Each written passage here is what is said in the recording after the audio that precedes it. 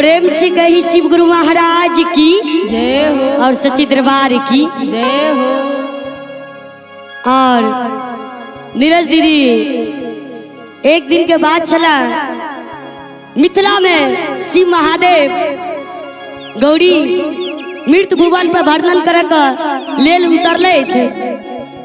तो गौरी देखलखिन बाजार में मारतून हार झुमका टीका सब गुरु बहिना के ले और पूर्णिमा के दिन चला सब शिष्यो बहिन सब गेला।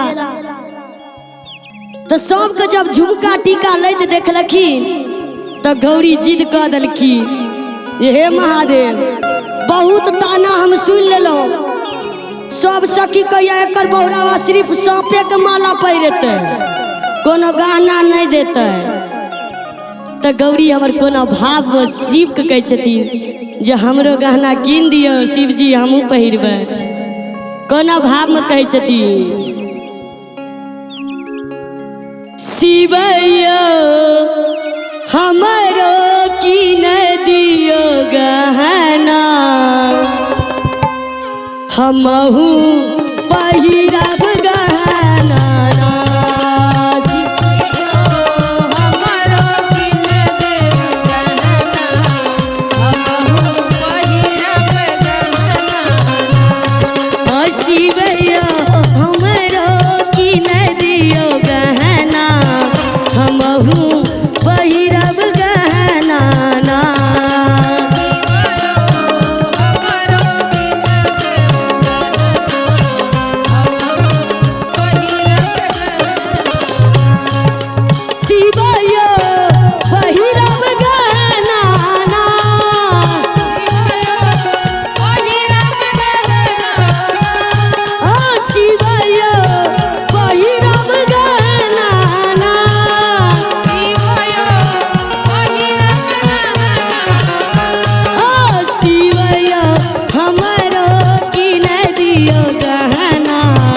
हमहू पहिरब गहना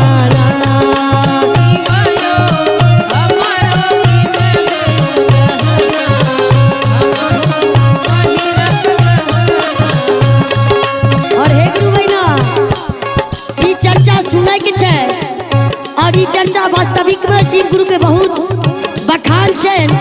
और की कहै छथिन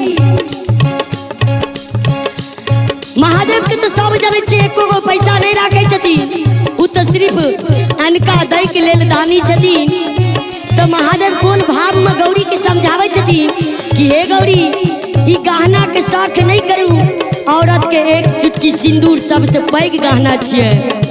और की कहै छथिन हमरा जे नहीं छै गौरी एको गो रुपैया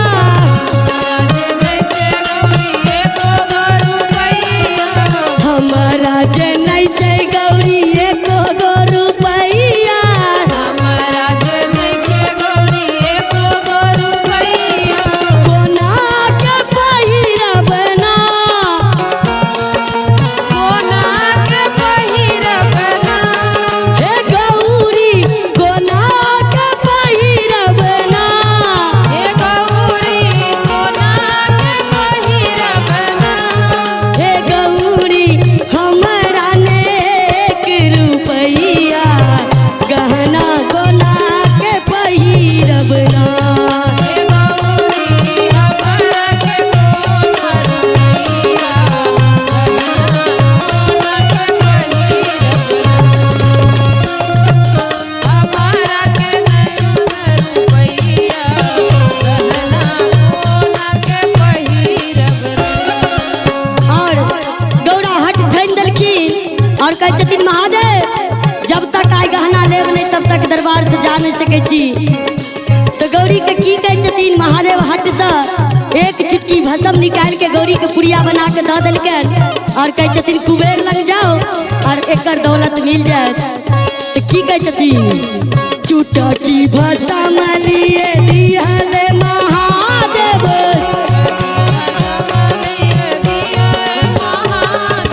चुटकी भस्म लिए दियल महादेव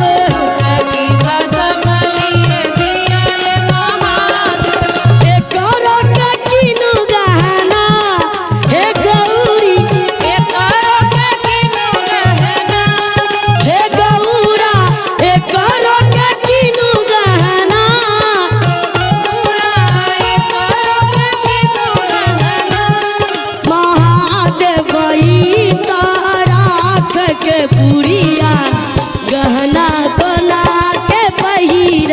ना। महादेव ई का राख के गोरिया गहना सोना के पहिरब ई का राख के गोरिया गहना सोना के पहिरब। और देखियो आय के वास्तविक में छै जे अगर गरीब घर वाला मिल जाए छै तो ओकरा जरूर ताना दै छियै कि हमरा सब शौक दौलत सब कमा के दियो, हम अपन शौक पूरा करब। जे कि पत्नी के एगो फर्ज बने छै जो कर सब दौलत एकटा सुहाग छियै।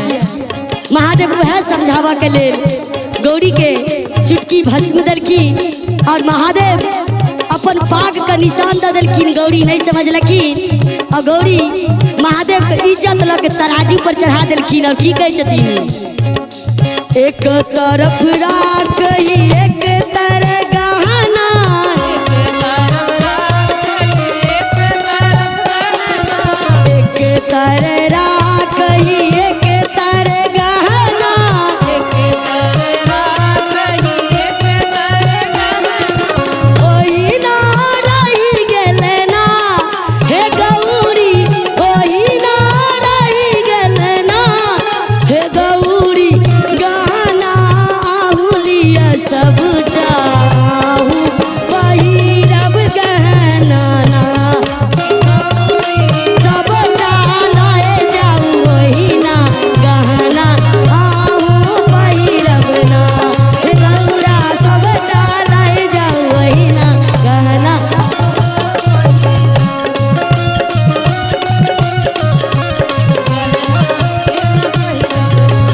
शिवयो हमरो किन दिया गहना हमहू पहिरब गहना ना, शिवयो हमरो किन दिया गहना हमहू पहिरब गहना।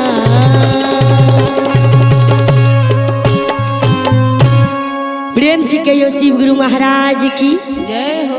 और ई भजन लागल नीक लागल है तो जोरदार एक बार ताली बजा दियो और कहियो शिव गुरु की